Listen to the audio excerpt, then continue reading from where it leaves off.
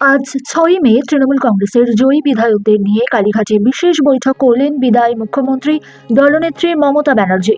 শুরুতেই উপস্থিত হয় তৃণমূলের সর্বভারতীয় সম্পাদক অভিষেক বন্দ্যোপাধ্যায়, বেলেঘাটার বিধায়ক কুণাল ঘোষ,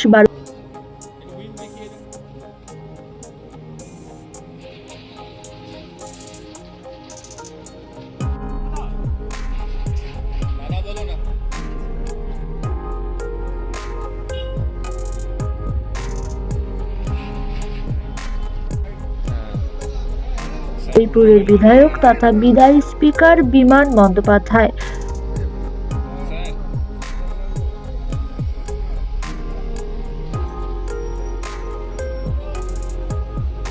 আলিফা আহমেদ,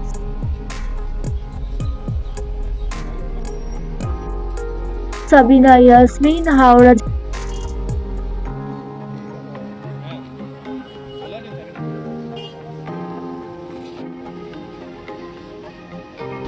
অজয় পুলক রায়,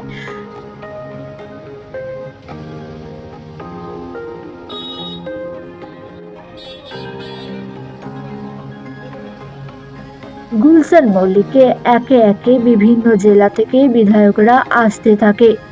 মিটিং শেষে সকলকে সাংবাদিকদের মুখোমুখি না হওয়ার জন্য নির্দেশ দেওয়া হয়।